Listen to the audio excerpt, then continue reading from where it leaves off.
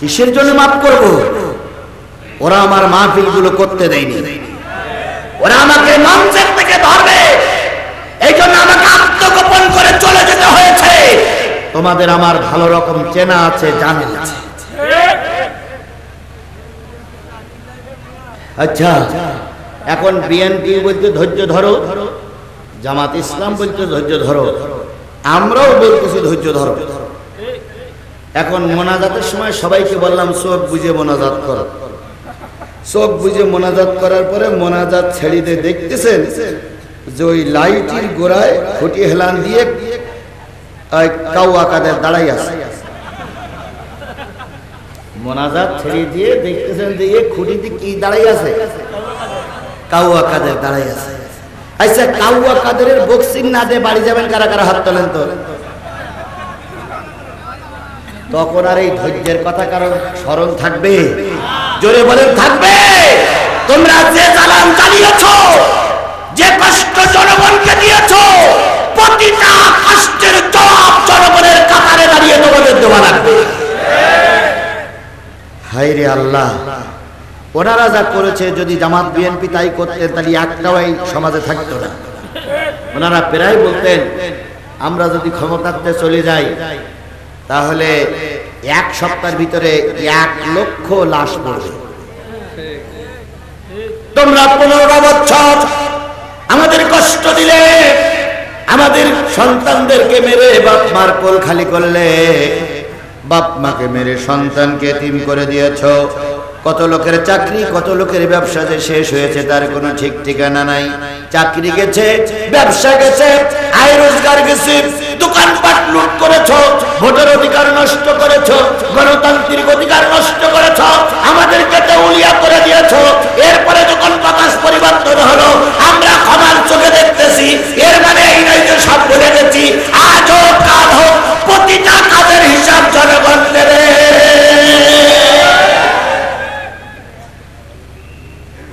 আল্লাহ আমাদের ধৈর্যের সঙ্গে মোকাবেলা করার তৌফিক দান করুক। আরো জোরে বলেন আমিন, আরো জোরে বলেন আমিন। আল্লাহ জাহান্নামীদেরকে বলবে, ও জাহান্নামীরা, তোমরা এসেছে নবী তোমরা পাও নাই, কিন্তু রাসূল কি তোমাদের কাছে যাই নাই? ঠিকই, আলেম ওলামারা কি তোমাদের কাছে যাই নাই? তখন বাধ্য হয়ে স্বীকার করবে আলেম ওলামারা আমাদের কাছে এসেছে। ওয়ায়ানজিরুনাকুম লিকা ইয়াউমিকুম হাযা, আজকের এই দিন সম্পর্কে তারা কি সতর্ক করি নাই? কোনদিন সেদিন অস্বীকার করতে পারবে না। তাহলে একদল জাহান্নামী মানুষের সামনে ফেরেশতারা কি বলে ইন্টারভিউ নিচ্ছে। এখন ইন্টারভিউর সামনে যারা দাঁড়ায় আছে নিশ্চয়ই তারা জামাতের লোক। জামাতের জাহান্নামের সামনে দাঁড়িয়ে ফেরেশতার সঙ্গে ইন্টারভিউ দিচ্ছে, জাহান্নামে ঢুকবে বলে, নিশ্চয়ই তারা জামাতের লোক। জামাতের লোক না? জামাতের লোক না? আরে যুদ্ধাপরাধী মামলায় বড় বড় লিডাররা সব ফাঁসি দিয়ে ঝুলল, তাহলে নিশ্চয়ই ওদের দোষ ছিল। কি বলবেন? না, তাহলে ওদের আপনারা মাফ করেছিলেন। তাহলে বলুন তো জাহান্নামে যারা যাচ্ছে, জাহান্নামে যারা যাবে, যদি বলি বিএনপি জাহান্নামে যাবে, তাহলে এখন খবর হয়ে যাবে না? মারামারি এখনই শুরু হবে না? বাচ্চা ভাই বলতে আগে যা জ্বালাইছে এখনো সেই জ্বালাতে শুরু করেছে। তাহলে বিএনপি জাহান্নামে গেল না। এবার জাতীয় পার্টি, বাংলাদেশের সবচেয়ে বড় মুনাফিক হলো জাতীয় পার্টি। এই মুনাফিক, এই জাতীয় মুনাফিক বিগত 15টা বছর যদি শেখ হাসিনার সাপোর্ট না করত, শেখ হাসিনা একটা পিরিয়ডও ক্ষমতায় যেতে পারত না। মুনাফিক, মুনাফিক, মুনাফিক। এখন এই মুনাফিকদের যদি বলি এরা জাহান্নামী, তাহলে এরশাদের লোক নাঙ্গল চশমা আমাদের বুকের উপর দিয়ে। এবারে যদি বলা হয় বাংলাদেশ আওয়ামী লীগ জাহান্নামে যাবে, এখন তো শেখ হাসিনা সীমান্ত এলাকার থেকে ফোন করতেছে, ভাই রে তোরা রাজনীতি করেই যা, আমি টুপ করি এসে বলব, টুপ করি আসবে আসবে। আর আমরা সব আঙুল চষবো, জোরে বলেন আঙুল চষবো। 18 কোটি মানুষ 3.5 লাখ পাঁচের লাঠিতে তেল মাখায় অপেক্ষা করতেছে। শুধু একটু ঘরে ঢুকে দেখো কেমন কায়দায় লাগারে লাগাল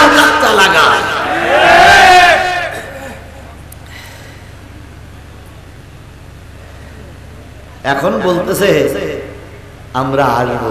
আসুন আসুন আসুন। গত বছরের 8ই অক্টোবর আর আজকের 8ই অক্টোবর এক নয়। কথা বলেন ঠিক না ঠিক? আজকে গোটা বাংলাদেশের সব মানুষ সোচ্চার, যদি এর পরও কোন রকম তেরামি করো জনগণ এমন পিটান দেবে। মামার বাড়িতে তো থাকতে চাইছিলে, থাকতে পারলে না। একথাও তো আল্লামা সাইদি বলেছিলেন, অত্যাচার বন্ধ করো, জুলুম বন্ধ করো, নতুবা এমন একটা সময় আসবে পালানোর জন্য ইঁদুরের গর্ত। ওনারা কি কায়দায় বলতেন? শেখ হাসিনার আশ্রয়স্থল হলো ভারত। মোদি যা বলতো শেখ হাসিনা তাই করত। কথা বলেন কথা বলেন কথা বলেন। কিছু লোকের খারাপ লাগতেই পারে, কিন্তু আমাকে হক কথা বলতেই হবে। জীবনে যখন ওরা আমাকে গুলি করে মারতে চেয়েছিল তখন আমার মুখ বন্ধ হয়নি, আর এখন বন্ধ হওয়ার প্রশ্নই ওঠে না। তাহলে যে জিনিসটা বোঝাতে চাচ্ছিলাম, আওয়ামী লীগের যদি জাহান্নামী বলি, হয়তো তারাও হয়তো মনে মনে আমার বড় সন্তুষ্ট হতে পারে। এই জন্য আল্লাহর কাছে বলি, আল্লাহ তুমি বলে দাও কারা জাহান্নামী আর কারা জান্নাতি। আল্লাহ বলতেছেন, ফি জান্নাতিন ইয়াতাসালুনা আনিল মুজরিমিন মা সালাকাকুম ফি সাকার ক্বালু লাম নাকু মিনাল মুসাল্লিন ওয়া লাম নাকু নুতিমুল মিসকিন ওয়া কুননা নাখুদু মা'আল খায়দিন ওয়া কুননা নুকাযযিবু বিয়াউমিদ্দিন।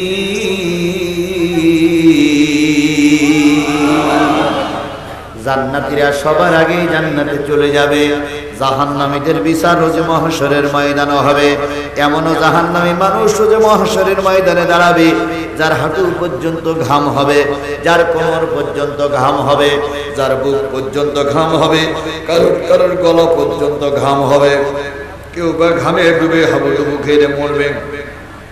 এই জাহান্নামী মানুষগুলো যখন চিৎকার করবে, ইতিমধ্যে জান্নাতি মানুষগুলো ভিতরে ঢুকে পড়েছে। জান্নাতি মানুষগুলো আরাম পেয়ে খুশির গল্প করবে। কেউ বা ঘুমাবে, কেউ বা নারী নিয়ে বসে থাকবে, গল্প করবে, হেলান দিয়ে দিয়ে এক অপরের সঙ্গে গল্প করবে। হঠাৎ করে বাইরের থেকে শোরগোল শোনা যাচ্ছে। কারা যেন বলতেছে, বাঁচাও বাঁচাও বাঁচাও, এত কষ্ট আর আমরা সহ্য করতে পারি না। জান্নাতি মানুষগুলো জান্নাত থেকে উঁকি মেরে দেখবে বগুড়ার সেই ভোটচোরেরা দাঁড়িয়ে আছে।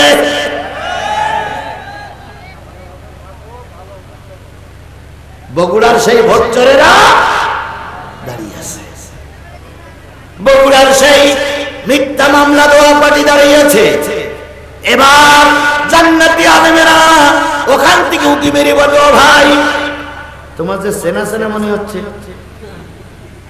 তুমি বগুড়ার লোক না? তখন এই লোক তাকাই বলবে, হ্যাঁ ভাই। তখন ওই লোক বলবে, জান্নাতি মানুষটা বলবে, তুমিও বগুড়ার, আমিও বগুড়ার। তুমিও সাত মাথায় ঘুরছি, আমিও সাত মাথায় ঘুরতাম। তোমারও বাড়ি সোনারাই, আমারও বাড়ি গাছপুর, একই জেলার মানুষ, একই থানার মানুষ। তুমি জাহান্নামে যাচ্ছ আর আমি জান্নাতে। ঘটনা কি ভাই? এই লোকগুলো যারা জাহান্নামের সামনে দাঁড়িয়ে আছে, তারা ডাক দিয়ে বলবে, ভাই রে, আমরা 4টে দোষের কারণে জাহান্নামে যাচ্ছি। ভালো করে শুনেন, এখানে আওয়ামী লীগ ধরা পড়তে পারে, বিএনপি ধরা পড়তে পারে, জাতীয় পার্টি ধরা পড়তে পারে, জামাত ইসলামও বাদ যাবে না। এই জন্য আল্লাহ বলতেছেন, ওই জাহান্নামীরা বলবে, আমরা 4টে দোষের কারণে 4 শ্রেণীর মানুষ 4 দলে বিভক্ত হয়ে যাবে না, জাহান্নামে যাচ্ছি। ওই উপরের থেকে ওই লোকগুলো বলবে, তাহলে পয়লা লাইনে যারা দাঁড়ায় আছো তোমাদের পরিচয় জিজ্ঞেস করতে চাই, তোমরা কারা? ওরা বলবে, ক্বালু লাম নাকু মিনাল মুসাল্লিন।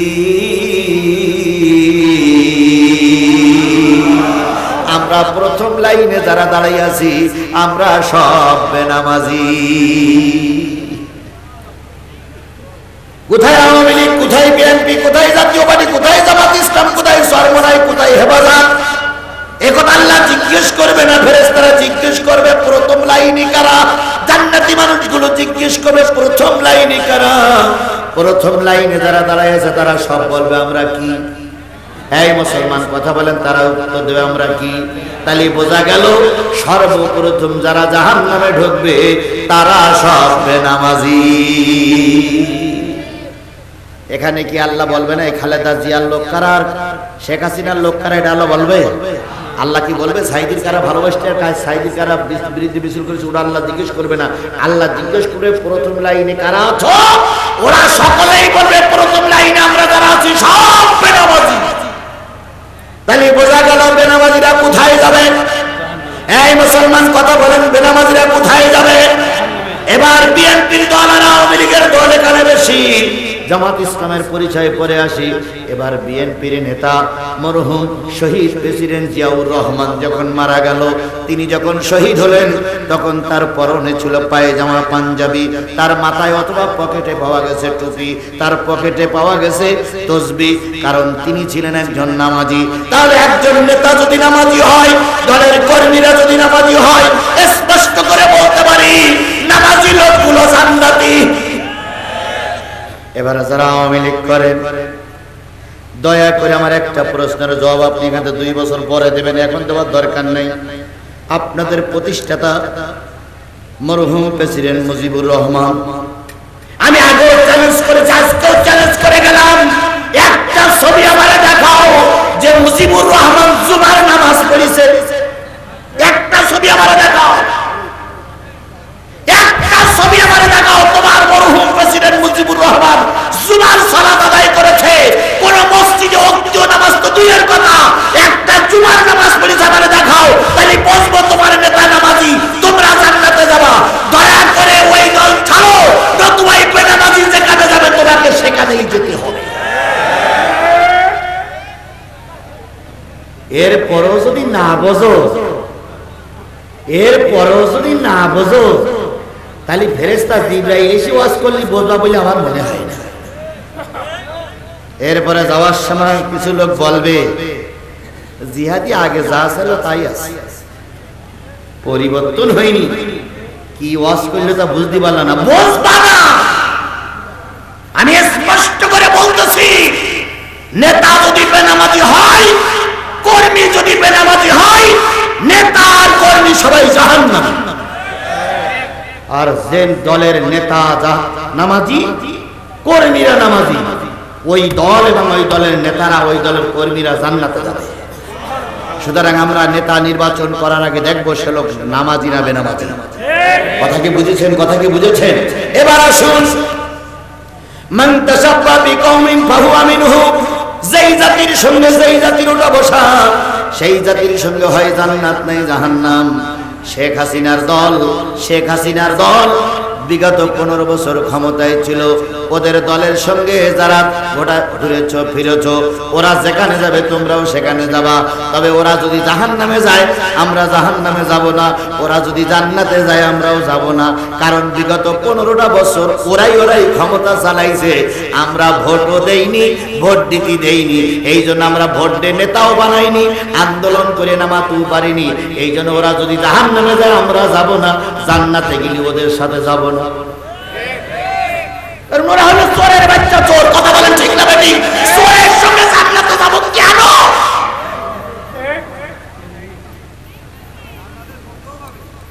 জান্নাতের গন্ধ পাবে না এ কথা যদি বলি, ওরা কিন্তু কুমো ব্যাঙের মতো শুধু ফুলতেছে। কিছু আছে না, কিছু আছে না, কিছু আছে না। এখনো এই সমাজে কিছুটা মাথা নিচু করে কিছু দালাল ঘুরে বেড়াচ্ছে। আমরা প্রতিটা দালালকে চিহ্নিত করছি, আজও কালো প্রতিটা দালালের বিচার বাংলার জমিনে হবে। খালেদা জিয়ার 2 কোটি টাকার মামলা দিয়ে জেল খাটাইলে, আর এখন হাজার হাজার কোটি টাকা তোমরাই মেরে খেয়েছো। এই বগুড়ার যে কয়জন এমপি ছিল, যত দালাল এসেছে সব ওদের পকেটে। আবার বলতো জিহাদির আসতে দেব না, চামড়া খুলে ফেলবে একদম। ঠ্যাঙের গিরে ছাড়াই তখনও ফেলেছি, এখনো ফেলার জন্য প্রস্তুত। কথা বলেন ঠিক না বেঠিক? মঞ্চে বাধা দিয়ে অনেক নেতারা মার খায়নি, জোরে বলেন মার খাইনি। তোমার সরকার ক্ষমতায় ছিল তাই জনগণের মার ভয় যায়নি। এখন তোমার সরকার কেন সরকারের 14 গোষ্ঠী ক্ষমতার নিকটে নাই। সুতরাং এখন যতই বাহাদুরি করাও একটারও ছেড়ে দেওয়া হবে না, সবাই ঠ্যাঙের দিনে ছাড়াই ফেলা হবে। আর এখন ওনারা দোয়া ইউনুস পড়তেছে, লা ইলাহা ইল্লা আনতা সুবহানাকা ইন্নী কুনতু মিনাজ জালিমিন। ইউনুস সরকার চেয়ারে বসে বলতেছে, যতই দোয়া কালাম পড়ো আমি তো সেই লোক।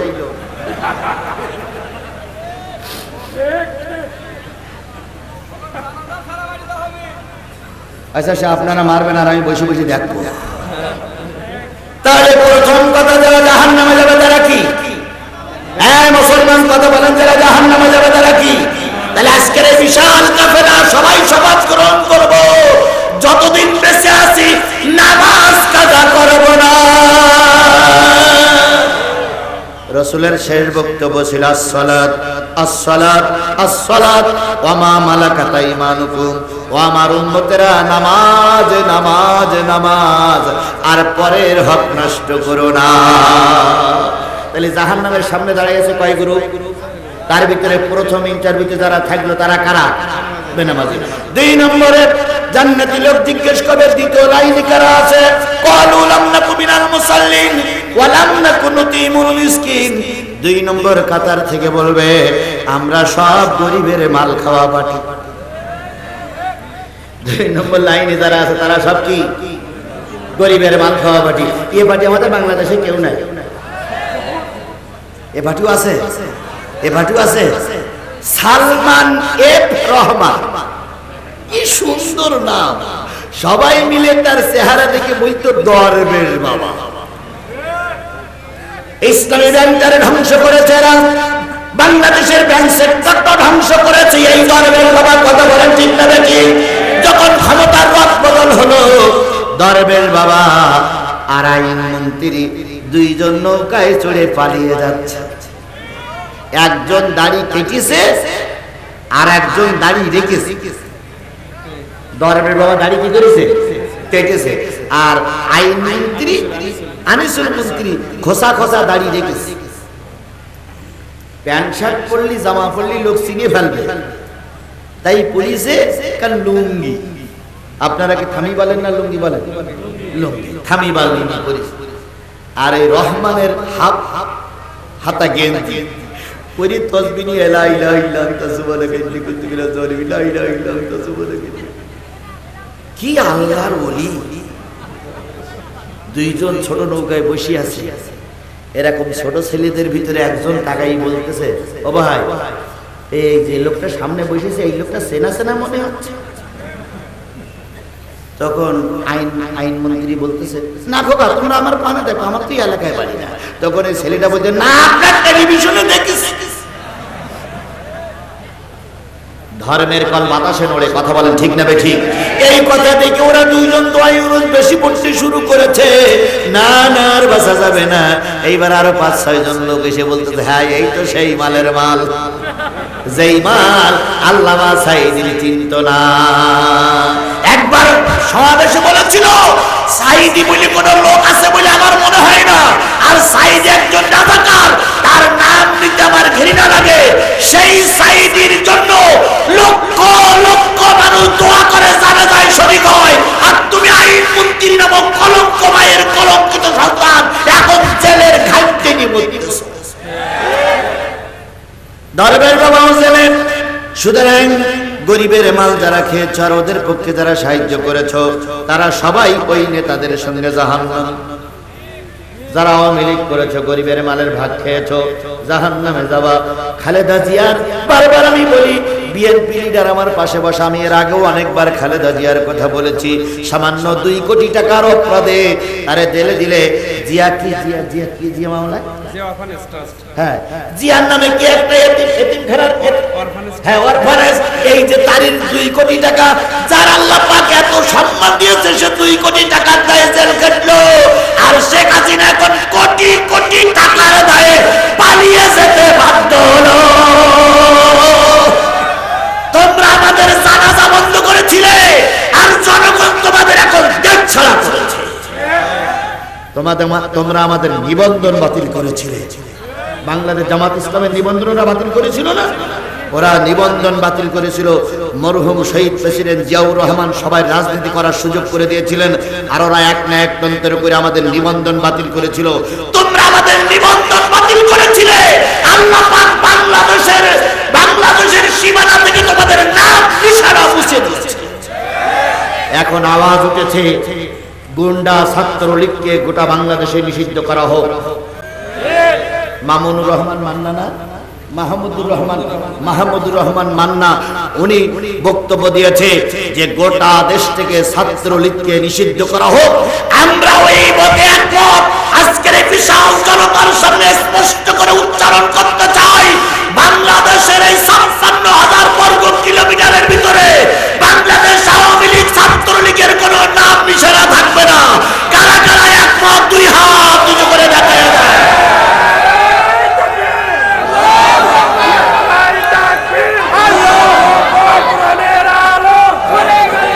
যদি কোন পত্রিকার সাংবাদিক থেকে থাকেন দয়া করে আমাদের ছবিগুলো কালেক্ট করুন, আগামীকাল পত্রিকায় আমাদের কথাগুলো প্রচার করুন। সন্ত্রাসী ছাত্রলীগকে বাংলাদেশের মানুষ আর দেখতে চায় না।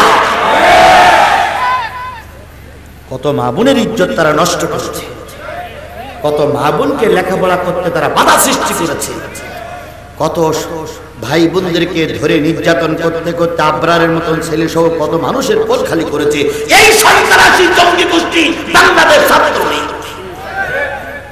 আর বাংলাদেশ আওয়ামী লীগের কারণে বৈধ অনেক নেতারা কি বলে সুষ্ঠুভাবে চলাফেরা করতে পারেনি। সুতরাং জঙ্গিবাদের দোহাই আমাদের দাও। পৃথিবীর সবচেয়ে বড় জঙ্গিবাদ, বাংলাদেশের সবচেয়ে বড় জঙ্গিবাদ বাংলাদেশ আওয়ামী লীগ, সবচেয়ে বড় জঙ্গিবাদ বাংলাদেশ ছাত্রলীগ, সবচেয়ে বড় জঙ্গিবাদ ওদের দোসররা। আমরা জঙ্গিবাদ নই।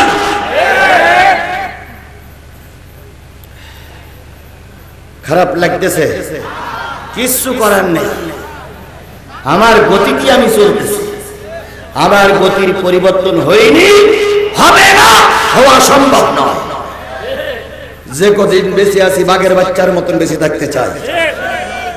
আল্লামা সাঈদী বলেছিলেন ৭০ বছর বেঁচে থাকার চাইতে ১ ঘন্টা বাঘের বাচ্চার মতন বেঁচে থাকতে চাই। তিনি নাই, তার ওয়াজগুলো গোটা বাংলাদেশে চলতেছে। আমরা তার জন্য দোয়া করি, আল্লাহ পাক তাকে যেন জান্নাতের মেহমান হিসেবে কবুল করে। বাংলাদেশের মুজিবুর রহমান মারা গেছে, তার কেউ শহীদ বলে কি বলে? মরহুম প্রেসিডেন্ট মুজিবুর রহমান। আর বাংলাদেশের জিয়াউর রহমান মারা গেছে। প্রতিটা ছোট বড় আবার বীরত্ব বনিতা নামের আগে কি বলে? শহীদ প্রেসিডেন্ট জিয়াউর রহমান, শহীদ প্রেসিডেন্ট জিয়াউর রহমান। শহীদ প্রেসিডেন্ট জিয়াউর রহমানের নামে বিমানবন্দর ছিল, সহ্য করতে পারেননি। মেডিকেল কলেজ হাসপাতাল, ঢাকা মেডিকেল কলেজ হাসপাতাল রাতারাতি হয়ে গেল বঙ্গবন্ধু মেডিকেল কলেজ হাসপাতাল। উত্তরবঙ্গের সব গাড়িঘোড়া যেত কোন সেতুর উপর দিয়ে? যমুনা সেতুর উপর দিয়ে। রাতারাতি যমুনা সেতু হয়ে গেল বঙ্গবন্ধু সেতু। দেশ পরিবর্তনের পরে গোটা দেশের থেকে বঙ্গবন্ধুর নাম নিশানা জনগণ মুছে দিয়েছে। মানুষের ভালোবাসা বাইরের দিক দিয়ে হয় না, কি দিয়ে হয়? অন্তর দিয়ে হয়। সেই অন্তরের ভালোবাসা তৈরি করুন, আল্লাহ পাক ইজ্জতের সঙ্গে আপনাকে হেফাজত করবে। সকলে বলুন আমিন। আর মাত্র 2টা কথা হয়ে গেছে। তাহলে কয় শ্রেণীর মানুষ জাহান্নামী? তার ভিতরে পয়লা কারা? বেনামাজি। 2 নম্বরে যারা গরিবের মাল হরণকারী, যারা গরিবের হক নষ্টকারী। আমাদের ভোট যারা দিতে দেয়নি, এরা আমার হক নষ্ট করেছে। একটা ভোট দেওয়া তোমার অধিকার ছিল, তুমি 70টা ভোট দিয়েছো, 69টা হক তুমি নষ্ট করেছো। আমি তোমারে ক্ষমা করব না। এক এক নেতা পাতি নেতা 170, 180, 200, 500, 400, 700, 800 করে ভোট দিয়েছে। অথচ ভোট দেওয়ার কথা ছিল কয়টা? দেশে 800। 799 জন মানুষের হক তুমি নষ্ট করেছো। তুমি যত হাজি হও, যত মক্কা জিয়ারত করো, যত তুমি তাহাজ্জুদ গুজারি হও, যত তুমি চোখের পানি ফেলাও, আমার হক নষ্ট করেছো। আমাকে ভোট কেন্দ্রে যেতে দাওনি,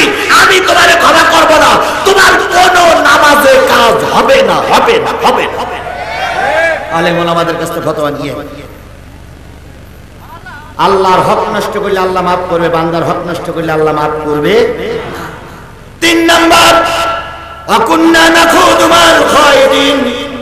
3 নম্বর লাইনে যারা দাঁড়াই আছে ফেরেশতারা এবং জান্নাতীরা জিজ্ঞেস করবে, বুঝলাম প্রথম লাইনে বেনামাজি, 2 নম্বর লাইনে গরিবের মাল খাওয়া ভাটি, তোরা 3 নম্বর লাইনে কারা? ওরা তখন বলবে, আমরা দিন কায়েমের বিরোধী শক্তি, আমরা সবকিছু চাইতাম কিন্তু কোরআন দিয়ে দেশ চলুক এটা আমরা চাইতাম না। এই দলে কিছু হুজুর আছে না নাই? জোরে বলেন, এই দলে কিছু হুজুর আছে না নাই? সেই হুজুরদের কারণে আজকে আলেম ওলামা মারি খাচ্ছে, কেউ জেলে যায় আর কেউ আঙুল চষে। একই কালেমা দাওয়াত দিয়ে কেউ বিমানে চড়ে, আর একই কালেমা দাওয়াত দিয়ে কেউ জেল খেটে মরে। আল্লামা সাঈদী যে কোরআনের দাওয়াত দিয়েছে, তারপরে কুয়াকাটা সেই একই কোরআনের দাওয়াত দিয়েছে। আল্লামা সাঈদী যে কোরআনের কথা বলেছে, তাহিরি হুজুরও সেই একই কোরআনের কথা বলেছে। কথা বলেন ঠিক না বেঠিক? তাহিরি বিমানে চড়ে আর আল্লামা সাঈদী জেল খেটে মরে। মিজানুর রহমান আজারি যে কোরআনের দাওয়াত দিয়েছে, তোমরা পীর মাশায়েখরা সেই কোরআনের দাওয়াত দাও। মিজানুর রহমান আজারি বিদেশে বসে কাঁদে আর তোমরা গলা চোষো, নিশ্চয়ই তোমরা কোরআনের শত্রু। এখনো সেই গ্রুপ আছে না নাই? আরো জোরে বলেন আছে না নাই? সুতরাং আমার প্রথম নম্বর দাবি, বেনামাজি যদি জাহান্নামে যায় তাহলে নামাজি যাবে কোথায়? জান্নাতে। আমরা সকলে বেনামাজি হব না নামাজি হব? আজকের এই মাহফিল আমি শেষ করতে যাচ্ছি, এখান থেকে শপথ নিতে হবে যতদিন বেঁচে আছি এক ওয়াক্ত নামাজ কাজা ইনশাআল্লাহ ইচ্ছা করে এক ওয়াক্ত নামাজ কাজা করব না। 2 নম্বর, এতিমের মাল খাইলে জাহান্নামে যাওয়া লাগবে। তাহলে এতিমের মাল যারা খায়, পরের জায়গা যারা দখল করে, পরের জমি জায়গা যারা জোর করে লুটপাট করে, আমি মুসলমান ওই দলে থাকবো না। 3 নম্বর, দিন কায়েমের বিরোধী শক্তি যে সমস্ত দল বা গোষ্ঠী আছে, আমি তাদের সঙ্গে থাকবো না। তাহলে থাকবো কাদের সঙ্গে? যারা দিন কায়েমের পক্ষে, কোরআনের রাজ যারা প্রতিষ্ঠিত করতে চায়, আমার শেষ রক্ত দিয়ে হলেও তাদের সাপোর্ট করব। এখন কোরআনের রাজ কায়েম করা লোক আমাদের সমাজে আছে না নাই? যারা সারা জীবন মারি খাচ্ছে, হাজারো ছেলে শহীদ হলো, হাজারো জেল খাটলো, হাজারো নেতা কর্মী জেলখানায় দিয়ে মারা গেল, তবু দিন কায়েমের পক্ষ থেকে তারা দূরে সরে যায়নি। আমরা পারলে তাদের সাপোর্ট করব ইনশাআল্লাহ। 4 নম্বর, আকুন্না নুকাযযিবু বিয়াউমিদ্দিন। যারা পরকাল অস্বীকার করে তারাই যাবে জাহান্নামে। পরকাল অস্বীকারী কারা? এতক্ষণ আমি ওয়াজ শোনালাম, এইবার যাওয়ার সময় কিছু লোক বলবে, ও বাদ দে, হুজুররা ওরকম কত রকম বলে, আর যে হুজুর ওয়াজ করলে ও হলো জমাইতি হুজুর, এরকম বলিয়ে নামাজ পড়বে না, ভালো কাজ করবে না, এরকম লোক আছে না নাই? এরাও যাবে জাহান্নামে। ওই জাহান্নামী দল থেকে বেরিয়ে এসে কোরআনের ছায়াতলে থেকে আমাদের নামাজি হয়ে জান্নাতি দল হিসেবে আল্লাহর কাছে পরিচয় দেবার তৌফিক দান করুন। আমিন। ওয়া আখিরু দাওয়ানা আলহামদুলিল্লাহি রাব্বিল আলামিন। আল্লাহুম্মা আমিন। ربنا ظلمنا أنفسنا وإن لم تغفر لنا وترحمنا لنكونن من الخاسرين. ربنا إننا آمنا فاغفر لنا ذنوبنا وقنا عذاب النار. اللهم رب ارحمهما كما ربياني صغيرا وقل رب ارحمهما كما ربياني صغيرا. মহিয়ান গরিয়ান সর্বশক্তিমান আল্লাহ, তুমি তোমার কুদরতি নয়নে তাকায় দেখো, শত শত মুসলমান দুপুর 12টা পর্যন্ত 1টা পর্যন্ত সংবাদ পেয়েছিলাম আজকের কোরআনের মাহফিল করা কোনো অবস্থায় সম্ভব নয়। 1টার পরে আল্লাহ তুমি একটু আকাশ পরিষ্কার করে দিয়েছো। এই যুবকেরা কোথা থেকে পালিয়ে এনে বালিগুলো সমান করে দিয়ে তারপরে মানুষের বসার ব্যবস্থা করে দিয়েছে। অনেক দূর থেকে তোমার পাগলেরা ছুটে এসেছে কোরআন শোনার জন্য। আজকের পরিবেশ আমাদের অনুকূলে নেই, পরিবেশ ভালো নেই, মানুষ উচ্ছৃঙ্খল বিশৃঙ্খল হয়ে ঘুরে বেড়াচ্ছে। তাই অল্প কিছুক্ষণ সময় কোরআনের কথা বলেছি। ও বাবু, তোমার বান্দাদেরকে নিয়ে নামাজের পক্ষে থাকবো বলে ওয়াদা করেছি, মেহেরবানি করে ওয়াদার পরে আমাদের সবাইকে টিকে থাকার তৌফিক দিয়ে দাও। এই কোরআনের মাহফিল করতে গিয়ে একদল যুবক অক্লান্ত পরিশ্রম করেছে, এলাকার মানুষ পরিশ্রম করেছে, তুমি রহমত করেছো, তাই তোমার শুকরিয়া আদায় করে দোয়া করতেছি আল্লাহ। যে মসজিদের জন্য আজকের কোরআনের মাহফিল হলো, এই মসজিদে চড়ে আমরা সবাই জান্নাতের মেহমান হতে পারে, কবুল করে নাও ও বাবু। এলাকার হাজারো মানুষ চেষ্টা করেছে, মা বোনেরা চেষ্টা করেছে, বিএনপির নেতা জামাতের নেতারা একার কথা বলেছে, আমার বাদশা ভাই 2 লক্ষ টাকা দিয়ে সাহায্য করেছে। তিনি যখন স্ত্রীর কথা বলতেছিলেন, আমি তার চেহারার দিকে তাকাই দেখলাম মানুষটা ভেঙে পড়েছে। ও বাবু, জীবনের সবচেয়ে আপন সাথী হলো স্ত্রী। যার স্ত্রী স্বামী মরার আগে বিদায় নেয়, তার জীবনে যে কত বড় ব্যথা, কত বড় কষ্ট, কত বড় শূন্যতা, একমাত্র ভুক্তভোগী ছাড়া আর কেউ জানে না। আল্লাহ মেহেরবানি করে আমার বাচ্চা ভাই, আমার প্রিয় ভাই, এর আগে অনেক মাহফিলে তিনি আমার পাশে বসে আমাকে উৎসাহ দান করেছে। অনেক মাহফিলে তিনি আমার কানে কানে বলেছে, জিহাদি ভাই, বগুড়ার মাটি বিএনপির এলাকা, আপনি কথা বলে যান, কোনো ভয় পাবেন না।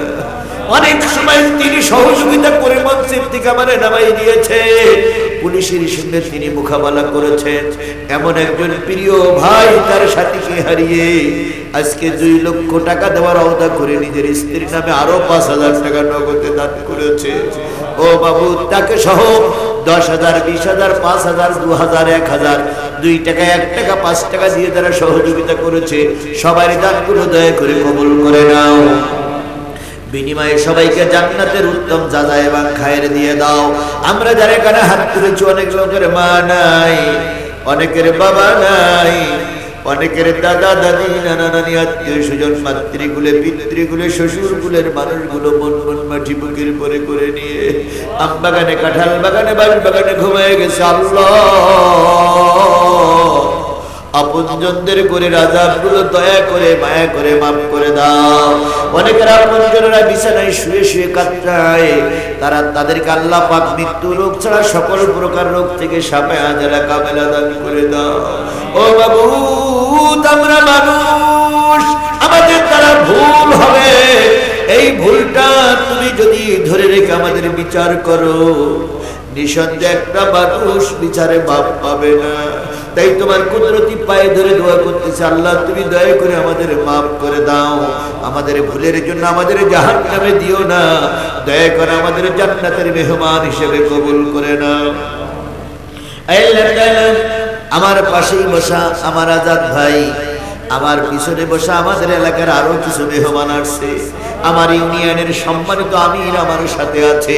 এভাবে করে এই ইউনিয়নের আমির আমাদের সঙ্গে কথা বলেছেন।